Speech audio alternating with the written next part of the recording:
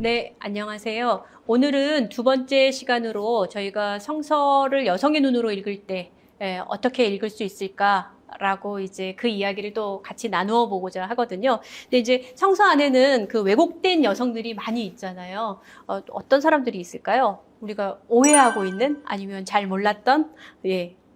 한둘이 아닌데 맨 처음 하와부터 시작되죠. 하와부터 네. 해서 그다음에 그다음에 뭐죠? 밧세바도 밧세바도 있고. 그렇고 그다음에 뭐 미리암도 그렇고 그다음에 뭐 한나도 그렇고 여러 인물들이 거의 다 왜곡됐게 저는 해석이 됐다고 봐요. 네. 그러니까 부정적으로 여겨졌던 또는 불평등하다고 여겨지던 그런 상황들을 우리가 고려한다고 하더라도 지금 상황까지 계속 이어지는 그 남녀 간의 불평등 또 성불평등 이 성서를 근거로 한 것인가 그렇게 정말 성서에 그렇게 써 있는가 이런 이제 의심하기를 이제 해볼 수 있을 것 같은데요. 성경에는 남녀가 평등하다고 이야기하는 거 맞죠? 그렇죠. 창세기 1장 26절에 남녀가 모두 하나님의 형상으로 지음받았다고 딱하니 써놔 있는데 그거를 이제 해석하는 과정 속에서 여러 가지 문제들이 생긴 거죠. 그러니까 이게 해석이 그리스 철학의 영향을 받았어요. 그리스 철학은 그 남자는 영혼 이성이고 여자는 감정적이고 그래서 남자보다 열등하다 이런 이원론적 전제를 가지고 있었는데 이게 이제 그 고대 중세 교부들에게도 영향을 미쳤어요. 그러니까는 뭐 예를 들어서 암브로시우스 같은 사람은 여성에게는 하나님의 형상이 없다. 뭐 이런 얘기. 크리스토톰도 우리 설교 너무 잘한다는 골든 마우스. 네, 골든 마우스라고 하는 크리스토스톰도 여성에게는 하나님의 형상이 없다라고 얘기를 하고 어거스틴도 본질상 여성에게 하나님의 형상이 있기는 하지만 생물학적으로 여성은 열등하다. 예, 이렇게 얘기를 했었고요. 비성서적인 거네. 분명히 성경에는 네, 하나님의 형상대로 남자와 여자가 만들어졌다라고 얘기를 하는데. 네, 그러니까는 어떻게 해석의 역사를 보면, 그러니까 우리 쯔빙글리라는 사람도 종교개혁 시대까지 왔을 때도 쯔빙글리도 뭐 여자에게도 하나님의 형상이 없다라고 얘기했고 칼빈에 와서야 여자에게도 하나님의 형상은 있다. 그러나 봐줬어요? 봐줬어. 근데 하나님의 형상이 그 집안을 다스릴 집안에서만의 역할을 가진 형상이고 그 사회적 역할은 할 수 없는 형상. 그래서 공간적 제약을 너무 많이 줍니다. 예, 불완전한 네. 형상으로 봤다라는 것이죠. 그러니까 아까 제가 말했죠. 누가 해석하느냐, 어느 시대에 해석하느냐가 되게 중요하다고 얘기한 것이 이제 그런 해석학적 전통이 우리 현대 교회에 왔고 그래서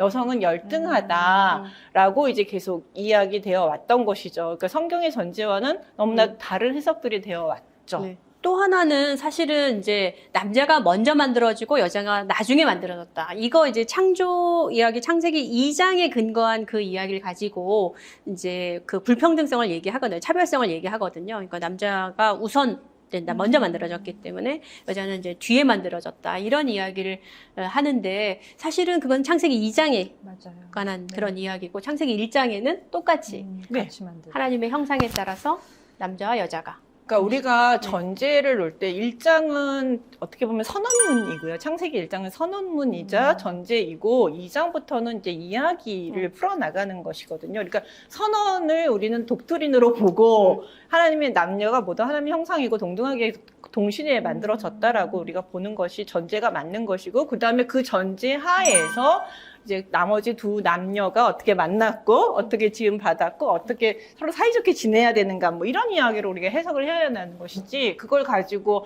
우선성을 가지고 열등성을 말하는 것 자체는 성경에 대한 해석을 잘못하는 거라고 저는 그렇죠. 보고 있는 것이죠. 네. 그다음에 이제 돕는 배필 얘기 2장 얘기하니까 돕는 배필도 이제 열등성 얘기하는데 맞아요. 돕는 배필 사실 이 해석이 칼빈 같은 경우도 히브리어 되게 잘했거든요. 근데 가부장적 관점을 가지고 있다 보니까 이 사람도 이거는 여자가 여자의 열등성을 말하는 고조적인 존재, 부수적 열등한 것을 말하는 거다라고 얘기를 했었거든요. 그러니까 그렇지만 원어로 보면 서로 마주보면서 돕는 자라는 뜻이거든요.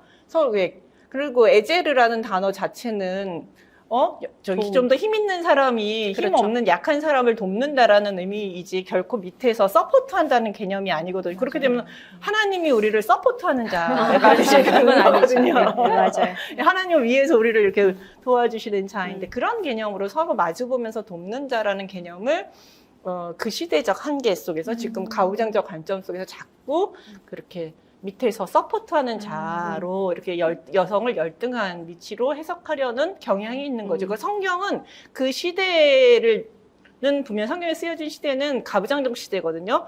그리고 그 여성에 대한 인권이 별로 없는 시대인데 성경은 너무나도 뛰어나게 여성이 남성과 동등하다라고 얘기하는 엄청난 그 메시지를 우리에게 맞아요. 전달하고 네. 있어요. 그리고 이제 그것은 성경이 이제 쓰여진 본문에 대한 이제 해석이 사실은 이제 여자가 뒤에 만들어졌기 때문에 열등한 존재다. 이건 이제 해석이고 사실 그렇죠. 성경은 그런 이야기를 전혀 하고 있지 하지 않거든요. 않죠. 네. 그리고 이제 2장 같은 경우도 처음에 만들어진 아담이라는 존재는 아다마라고 하는 땅에서 나온 사람. 첫 번째 사람을 의미하고 오히려 그리고 이제 혼자 있는 것이 좋지 못하기 때문에 이제 그와 똑같이 생긴 또 하나의 사람을 만든 것이 바로 이제 여자라고 여자죠. 이야기를 할 수가 있죠. 그렇기 때문에 사실은 그것을 가지고 내가 먼저 만들어졌으니까 그건 남성이 먼저 만들어진 거야.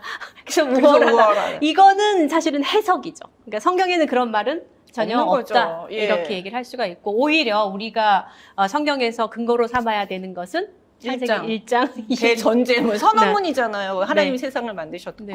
남녀는 모두 하나님의 형상을 가지고 있다. 이 선언을 갖고 우리는 성경을 해석하고 성경을 바라보고 세상을 바라봐야죠. 네.